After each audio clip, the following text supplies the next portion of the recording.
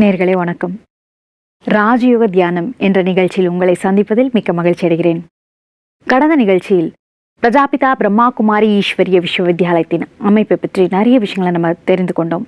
அதைத் தொடர்ந்து இந்நிகழ்ச்சியில் பிரம்மா குமாரிகள் சொல்லிக் கொடுக்கக்கூடிய ராஜயோக தியானம் என்றால் என்ன, அதில் உள்ள பலன்கள் என்னென்ன, ராஜயோக தியானத்தில் இருக்கக்கூடிய வழிமுறைகள் என்னென்ன, இதை பற்றி விளக்கம் தருவதற்காக நம்முடன் இணைந்துள்ளார் ராஜயோகி பிரம்மாகுமார் ஜெயக்குமார் சகோதரர் அவர்கள். இவர் கடந்த 40 ஆண்டுகளாய் ராஜயோக தியானம் பயிற்றுவித்து வருகிறார். அது மட்டும் இல்ல, அவருடைய வாழ்க்கை முழுமையாக இறை சேவையில் அர்ப்பணித்து உலக சேவை செய்து வருகிறார். கடந்த 4 ஆண்டுகளாய் பிரம்மாகுமாரியின் ஹெட் குவார்ட்டர்ஸ் ஆன மவுண்ட் அபுவில் சேவை செய்து கொண்டிருக்கிறார். நேர்களே, உங்கள் சார்பில் அவரை வரவேற்கிறேன். வணக்கம். ஓம் சாந்தி பிரதர். பிரஜாபிதா பிரம்மாகுமாரி ஈஸ்வரிய விஸ்வவித்யாலயத்தில் கற்றுக் கொடுக்கக்கூடிய ராஜயோகம் என்றால் என்ன? இன்றைய உலகில் பல்வேறு அமைப்புகளில் பலதரப்பட்ட யோகங்களை கற்றுத்தருகிறார்கள். ஆனால் பிரம்மகுமாரிகள் ஈஸ்வரிய விஸ்வவித்யாலயத்தில் ராஜயோக தியானம் என்பது கற்றுத்தரப்படுகிறது. இந்த ராஜயோகம் என்பது சகஜ ராஜயோகம் என்று சொல்லப்படுகிறது. ஏனென்றால் இது மிகவும் எளிமையான ஒரு வழிமுறையாகும். இந்த யோகத்தை குழந்தைகள் முதல் கொண்டு முதியவர்கள் வரை ஆண்கள் பெண்கள் அனைவரும் பயிற்சி செய்ய முடியும். ஏனென்றால் இந்த ராஜயோக தியானம் என்பது உடல் சார்ந்தது அல்ல. உடல் சார்ந்த யோகங்கள் என்றால் முதியவர்களோ அல்லது பெண்மணிகளோ செய்வது சற்று கடினமாக இருக்கும். ஆனால் இந்த ராஜயோகம் எளிய ராஜயோகம். முதலில் யோகம் என்றால் என்ன என்பதை பற்றி நாம் தெளிவாக புரிந்து கொள்ள வேண்டும். யோகம் என்றாலே அது சமஸ்கிருத சப்தம். அதனுடைய உண்மையான பொருள் என்னவென்றால், யோகம் என்றாலே சம்பந்தம். யோகம் என்றாலே தொடர்பு, இணைப்பு, அதாவது கம்யூனிகேஷன். அதாவது நம் மனதை இறைவன்பால் திசை திருப்பி அவரை ஒருமுக மனதோடு அன்போடு நினைவு செய்வதுதான் ராஜயோகம் என்று சொல்லப்படுகின்றது. இந்த ராஜயோகத்தை நாம் அனுதினமும் பயிற்சி செய்வதன் மூலமாக நம் மனம் தூய்மையாகின்றது, நம் மனம் சக்தி நிறைந்ததாக ஆகின்றது. ஏனென்றால் காலையில் கண் விழித்ததிலிருந்து இரவு உறங்கும் வரை நம் மனதில் பல்லாயிரமான எண்ணங்கள் உருவாகின்றது. ஆகவே மனம் என்பது படிப்படியாக தளர்வு, சோர்வடைகின்றது.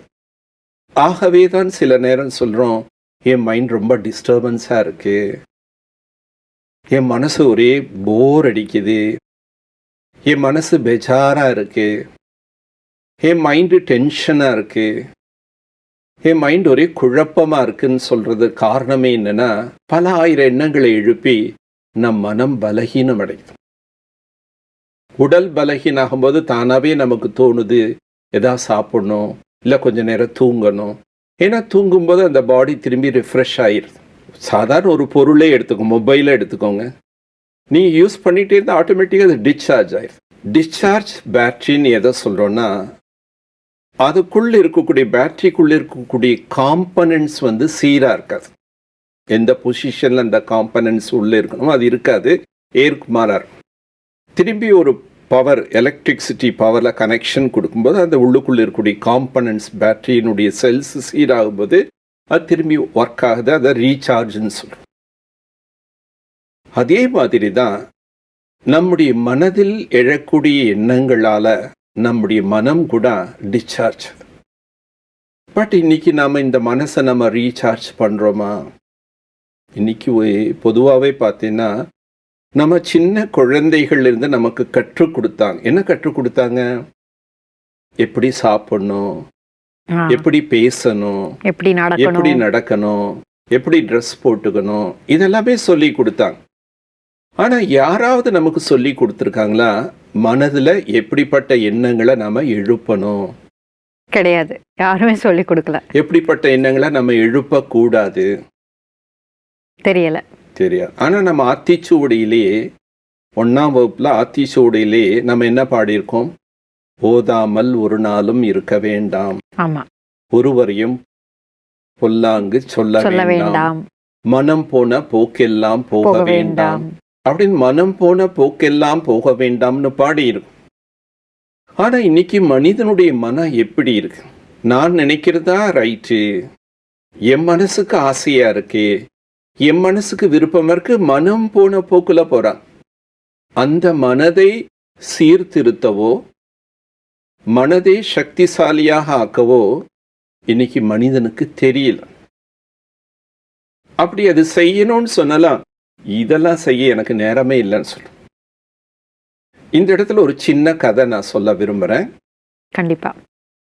ஒரு பட்டதாரி வாலிபன், அந்த பட்டதாரி வாலிபனுக்கு வேலை இல்லை.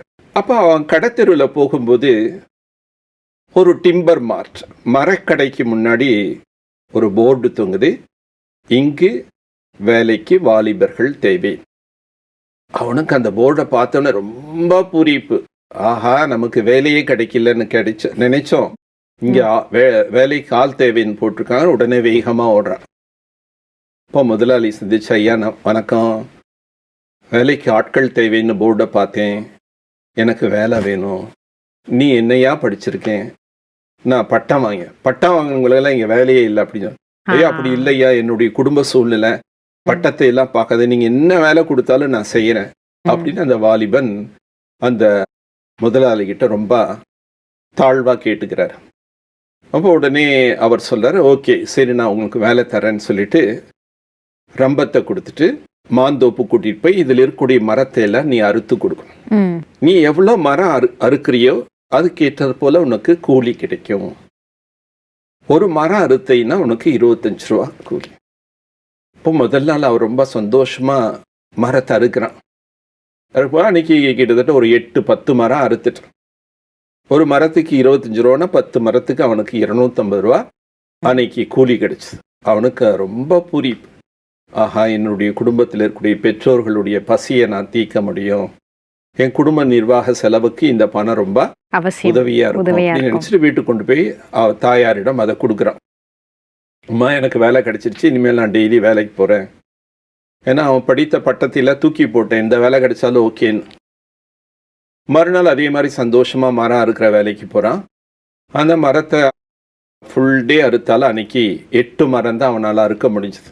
ஆஹா, அன்னைக்கு அவனுக்கு 200 ரூபா தான் கிடைச்சிது. கொஞ்சம் மனசுல அவனுக்கு ஒரு எண்ணம், நேற்று நான் 250 ரூபா கூலி வாங்கினேன், இன்னைக்கு 200 ரூபா தான் கிடைச்சிருக்கேன், சரி நாளைக்கு கட்டாயம் நான் ஜாஸ்தியா அறுத்தேன் அப்படின்னு மறுநாள் எப்போதை விட ரொம்ப உற்சாகமா வேலை செய்யறான். ஆனா ஃபுல் டே வேலை செஞ்சா அன்னைக்கு வெறும் 6 மரம் தான் அவனால் அறுக்க முடிச்சது. அதனால அவனுடைய சம்பளம் 150 மாறிடுது. என்னடா இது, முதல் நாள் 10 மரம் அறுத்து, 2வது நாள் 8 மரம் ஆயிடுச்சு, 3வது நாள் 6 மரம். அதே டைம், அதே வேகம், அதே உற்சாகம், அதே எனர்ஜி நான் ஸ்பெண்ட் பண்ணியிருக்கேன் அப்படின்னா அவனுக்குள்ள ஒரு எண்ணம். முதலாளி கேட்குற, என்னப்பா முதல் நாள் 10 மரம் அறுத்து இன்னைக்கு என்ன 6 தான்? தெரியலையே முதலாளி. அப்போ நீ எதாவது தூங்கிட்டியா? இல்லைங்க முதலாளி, அதே உற்சாகத்தோட நான் இன்னைக்கு ஃபுல் டே பாடுபட்டேன். அப்பா நீ மரத்தை அறுக்கிறதுக்கு முன்னாடி ரம்பத்தை ஷார்ப் பண்ணியான்னு கேட்டான். அதெல்லாம் எங்க முதலாளி டைம் இருக்கு, அதுக்கெல்லாம் நேரமே இல்லை அப்படின்னு சொல்றார். அப்போ முதலாளி சொல்ற, ரொம்ப ஷார்ப்பா இல்லைன்னா நீ எவ்வளோ கஷ்டப்பட்டாலும் நாளுக்கு நாள் நீ மரம் அறுக்கிறது குறைஞ்சிருப்பா. நீ கொஞ்ச நேரம் ஷார்ப் பண்ணிட்டேன்னா அப்புறம் நிறைய மரத்தை அறுக்க முடியும் போது அவனுக்கு ஆஹா, நம்ம ரம்பத்தை ஷார்ப் பண்ணாம விட்டுட்டோமே அப்படின்னு அவனுக்கு என்ன வருது. மறுநாள் இருந்து அவன் டெய்லி ரம்பத்தை ஷார்ப் பண்ணிட்டு வேலையை ஆரம்பிச்சான். ஸோ அவனுக்கு கை நிறைய சம்பளம் வர ஆரம்பிச்சுது. ஸோ இந்த கதையில் இருக்கக்கூடிய கருத்து நான் சொல்ல என்ன விரும்புகிறேன்னா, இன்னைக்கு உலகத்தில் எல்லாருமே தியானம் செய்யணும், யோகா பண்ணணும், இதெல்லாம் நமக்கெல்லாம் முடியாதப்ப, இதெல்லாம் நமக்கு நேரமே இல்லைன்னு சொல்கிறாங்க.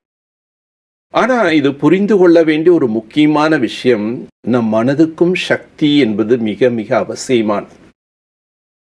அன்றாடம் வரக்கூடிய பிரச்சனைகளை நாம் கையாள வேண்டுமென்றால், எப்படிப்பட்ட பிரச்சனைகள் வந்தாலும் அதை சரியாக நிர்வாகம் செய்ய வேண்டுமென்றால் நமக்கு மனோசக்தி அவசியம் தேவை.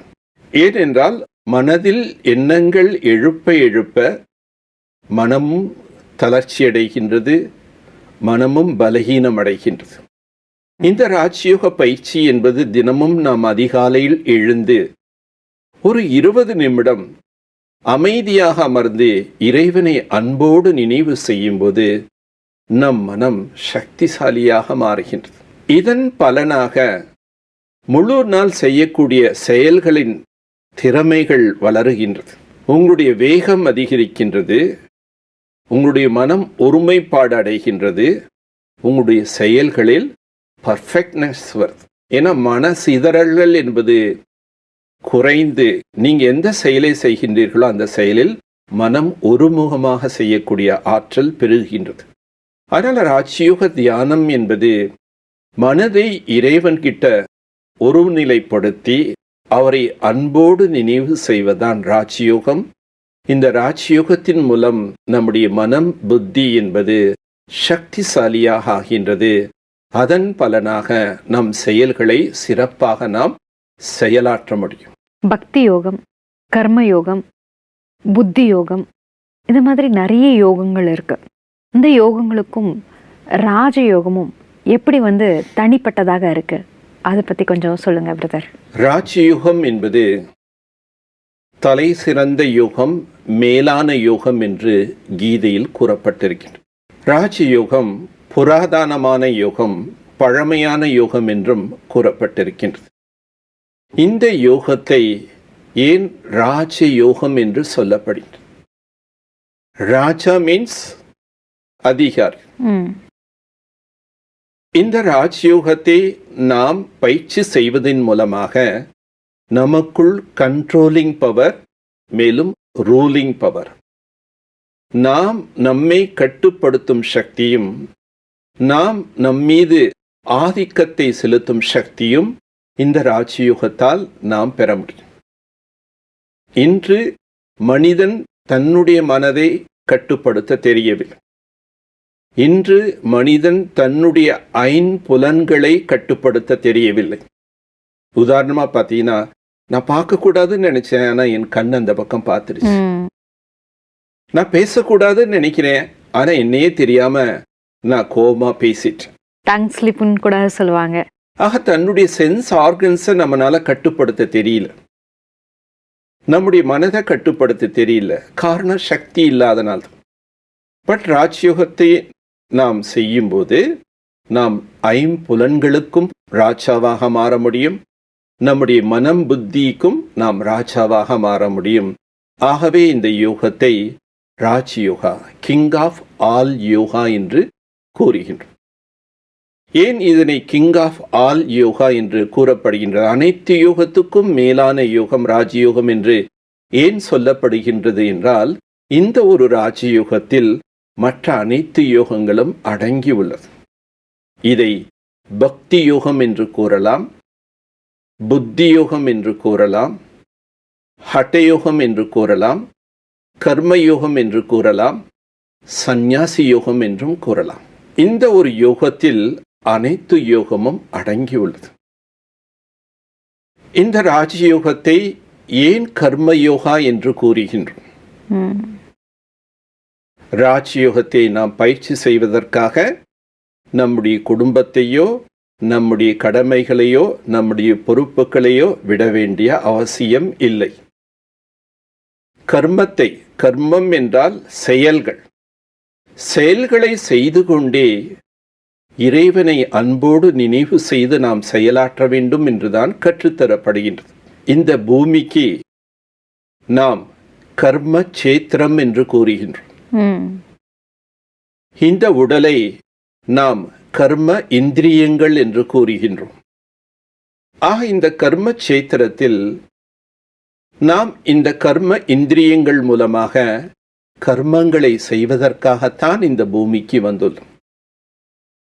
ஆனால் கர்மத்தை செய்து கொண்டே நாம் யோகத்தை செய்ய வேண்டும் என்று இந்த வித்தியாலயத்தில் கற்றுத்தரப்படுகிறது. கர்ம யோகியாக இருப்பதற்குண்டான வழிமுறைதான் கற்றுத்தரப்படுகின்றது. கர்ம யோகி என்றாலே அவர்கள் செய்தாலும் கூட அந்த செயலிலிருந்து விடுபட்ட தன்மையிலிருந்து அந்த செயலை செய்ய முடியும். எவ்வாறு? உதாரணமாக, ஒரு பேங்க்ல கேஷியர் இருக்கார். அந்த பேங்க்ல கேஷியர் கிட்ட நிறைய லேக்ஸ் அண்ட் லேக்ஸா பணம் வரும் போகும். ஆனா ஒரு பொழுதுமே அந்த பேங்க் கேஷியர் இதெல்லாம் என்னோட பணம் நினைக்க மாட்டார். நான் ஒரு கேஷியர், நான் ஒரு ஆபீசர், நான் இந்த கவர்மெண்ட் ஜாப் பண்ணிட்டு இருக்கேன், இது கரெக்டா பண்ண எனக்கு சம்பளம் கிடைக்கும். ஆக பணம் புழக்கம் இருந்தாலும் அவர் அந்த பணத்தின் மீது ஒரு பேராசையோ அந்த பணம் என்னுடையது என்ற அதிகாரமோ அவர் செலுத்த மாட்டார். அதே போல்தான் இந்த ராஜ்யயுகத்தில் கற்றுத்தரப்படக்கூடிய விஷயம் என்னவென்றால், நீங்கள் உங்கள் குடும்பத்தில் இருந்து கடமைகளை சிறப்பாக செய்யுங்கள், ஆனால் நான் எனது என்ற உணர்வை நீக்கிவிடுங்கள். என்னுடைய வீடு, என்னுடைய குடும்பம், என்னுடைய குழந்தைகள் எனது என்பதை நீக்கிவிட்டு இவைகள் அனைத்தும் இறைவனுடையது. ஏனென்றால் நாம் இந்த பூமிக்கு வரும்போது எதையுமே கொண்டு வரவில்லை. நான் இந்த பூமியை விட்டு போகும்போது எதையுமே கொண்டு போகப் போவதில்லை. இது எல்லாம் நமக்கு இங்குதான் கிடைத்தது. இவை அனைத்தையும் நாம் இங்கேயே விட்டுவிட்டு தான் செல்ல வேண்டும். பட்டினத்தாருடைய வாழ்க்கையில் நாம் அறிந்து கொள்ள வேண்டிய விஷயம் என்னவென்றால், பட்டினத்தார் மிக பெரிய கோடீஸ்வரர். அவருடைய தந்தை மிக திறமையான வியாபாரி. பல கோடி செல்வங்கள் ஏற்றுமதி இறக்குமதி செய்து கொண்டிருந்தார். அப்பொழுது பட்டினத்தார் வயது சிறு வயது, ஒரு 12 வயதான குழந்தைதான் அவர். அந்த சமயம் அவருடைய தந்தை அவரை அழைத்து, மகனே, நீ அயல் நாட்டுக்கு சென்று வாணிகம் செய்து விட்டு வா என்று அயல் நாட்டுக்கு பட்டினத்தாரை அனுப்புகிறார். அவர் பயணம் செய்து அந்த பயணத்தை முடித்து வியாபாரத்தை முடித்து அவர் தன்னுடைய ஊருக்கு வருகிறார். மகன் அயல் நாடு சென்று நிறைய சம்பாதித்து வருகிறான் என்ற சந்தோஷத்தில் அவருடைய தந்தை, மகனே, வியாபாரம் எல்லாம் எப்படி இருந்தது? அப்பா, நான் மூட்டை மூட்டையாக கப்பலில் கொண்டு வந்திருக்கின்றேன், நீங்கள் பாருங்கள் என்று கூறுகிறார். தந்தை மிக மகிழ்ச்சியோடு அந்த மூட்டைகளை எடுத்து அவிழ்த்து பார்க்கும்போது அந்த மூட்டைகளில் அந்த மாட்டு சாணியினுடைய எரு நிறைஞ்சிருந்தது. என்ன மகனே, நீ அயல் நாட்டுக்கு போய் இந்த மாட்டுச்சாணி எருவையா சம்பாதிச்சு வந்திருக்கிறாய் என்று ஆத்திரம் அடைகிறார். உடனே மகன் வேகமாக வீட்டுக்கு திரும்பி சென்று விடுகிறான். மகன் வீட்டுக்கு சென்ற பிறகு அந்த எருவை, அந்த மாட்டுச்சாணி எருவை உடைத்து பார்க்கின்றார். அந்த எருவுக்குள் ரத்தனங்கள், பவனங்கள் எல்லாமே இருந்தது. ஆஹா, என்னுடைய மகன் இத்தனை பொருளை ஈட்டு வந்திருக்கின்றானே, நான் அவன் மீது கோபித்துக் கொண்டேனே என்று அவர் வேகமாக வீட்டுக்கு செல்கிறார். மகனே, மகனே என்று வீட்டுக்கு சென்று அழைக்கிறார். ஆனால் அவருடைய மனைவியார் ஒரு பேழையத்தை கொண்டு வந்து அவரிடம் கொடுத்து, மகன் இதை உங்களிடம் கொடுக்குமாறு கூறினார் என்று கூறுகின்றார்கள். அவர் பேழையத்தை திறந்து பார்க்கின்றார். அதில் காதருந்த ஊசியும் கடைவழி காணாதே என்ற எழுத்திருந்தது. ஆக மனிதன் இறக்கும் தருவாயில் காதருந்த ஊசி கூட தன்னுடன் வராது என்பதை அறிந்தவுடன் அவர் தன்னுடைய வாழ்க்கையை துறவரம் மேற்கொள்கிறார். அவரைத்தான் பட்டினத்தார் என்று புகழ் பாடப்படுகின்றது. ஆக நம்முடைய வாழ்க்கையில் நாம் எதையுமே கொண்டு செல்ல முடியாது. ஆகவே நாம் கர்ம யோகி என்றால், நாம் செய்தாலும் என்னுடையது என்ற உணர்வை நீக்கி நாம் நம்முடைய கடமைகளை ஒரு ட்ரஸ்டி, ஒரு நிர்வாகி, தர்மகர்த்தா என்ற நிலையிலிருந்து செய்யும் ஒரு கலையை தான் இந்த பிரம்மகுமாரிகள் ஈஸ்வரிய விஸ்வவித்யாலயத்தில் கர்மயோகத்தை பற்றி எடுத்துரைக்கின்றார்கள். இந்த ராஜயோகத்தில்தான் புத்தியோகம் என்பதும் அடங்கியுள்ளது. இதனை புத்தியோகம் என்று ஏன் கூறுகின்றோம் என்றால், இது புத்தியின் மூலமாக செய்யக்கூடிய ஒரு பயிற்சியானே தவிர இது உடல் பயிற்சி எதுவுமே நாம் செய்ய வேண்டிய அவசியமில்லை. நீங்கள் எங்கு வேண்டுமென்றாலும் உங்களுக்கு விருப்பம் போன்ற ஒரு ஆசனத்தில் அமர்ந்து கொண்டு புத்தியால் இறைவனை நினைவு செய்யக்கூடிய வழிமுறைகள் தான் இது கற்றுத்தரப்படுகின்றது. ஆகவே தான் நான் கூறினேன், இதை வயோதிகர்களும் பெண்களும் குழந்தைகளும் பயிற்சி செய்ய முடியும் என்று. ஏனென்றால் இது புத்தியோகம். புத்தியோகம் என்றால் புத்தியால் இறைவனை நினைவு செய்ய செய்ய நம்முடைய புத்தியானது சக்திசாலியாக மாறும். புத்தி சக்திசாலியாகும் போது நம்முடைய நிர்ணயிக்கக்கூடிய திறமை அதிகரிக்கின்றது. நம்முடைய நிர்ணயிக்கக்கூடிய திறமை அதிகரிக்கும் போது நம் வாழ்க்கையில் எப்படிப்பட்ட ஒரு சூழலிலும் சரியான முடிவெடுத்து சரியான செயல்களை செய்யக்கூடிய ஆற்றல் என்பது அதிகரிக்கின்றது. ஆகவே இதை புத்தியோகம் என்றும் சொல்லப்படுகிறது. ராஜயோகத்தை தான் பக்தி யோகா என்றும் சொல்கிறோம். பக்தி என்றாலே பொதுவாக அனைவருடைய மனதில் இருக்கக்கூடிய எண்ணம் என்னவென்றால், பூஜை புனஸ்காரங்கள் ஆராதனைகள் அபிஷேகங்கள் செய்ய வேண்டும் என்றுதான் அனைவரும் எண்ணுகிறார்கள்.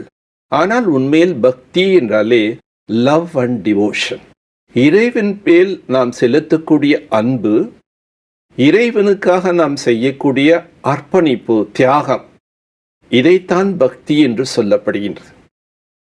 ஆகவே ராஜயோகத்தில் இறைவன் மீது நாம் அன்பு செலுத்த வேண்டும் என்று கற்றுக் கொடுக்கப்படுகிறது. இறைவன் மீது நமக்கு எப்பொழுது அன்பு வரும்? இறைவனுக்கும் நமக்கும் உள்ள சம்பந்தத்தை அறியும் பொழுது, உணரும் பொழுது, ஏற்றுக்கொள்ளும் போதுதான் அவர் மீது நமக்கு அன்பு ஏற்படும். ஆகவே ராஜயோகத்தில் இறைவன் நம்முடைய தாய், தந்தை, ஆசிரியர், சத்குரு, நண்பன் என்று அனைத்து உறவுகளையும் அவரிடம் ஏற்படுத்தி அவருடைய அன்பை அனுபவம் செய்யக்கூடிய ஒரு முறைதான் இது. ஆகவே இதை பக்தியோகம் என்று சொல்லும். இறைவன் நம்மிடம் பூப்பழம் கேட்கவில்லை, இறைவன் நம்மிடம் பால் கேட்கவில்லை. இறைவன் நம்மிடம் என்ன கேட்கின்றார்?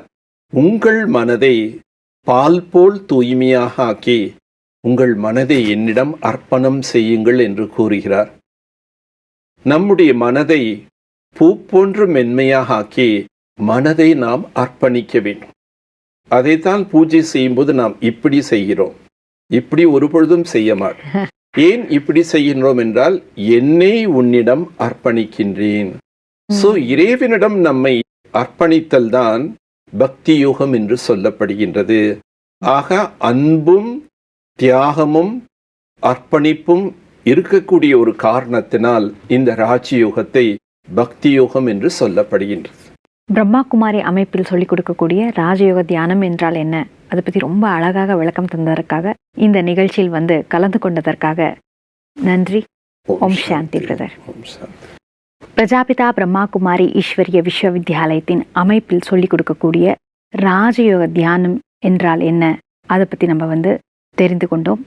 அது மட்டும் இல்லை, ராஜயோக தியானத்துக்கும் மற்ற யோகங்களுக்கும், அதாவது பக்தி யோகம், கர்ம யோகம், புத்தி யோகம், சகஜ யோகம், ஹட்ட யோகம், இதில் இருக்கக்கூடிய தொடர்புகள் என்னென்ன, அதை பற்றியும் நம்ம தெரிந்து கொண்டோம். இதை தொடர்ந்து அடுத்த நிகழ்ச்சியில் உங்களை சந்திக்கும் வரை நன்றி கூறி விடைபெறுகிறேன். வணக்கம். ஓம் சாந்தி.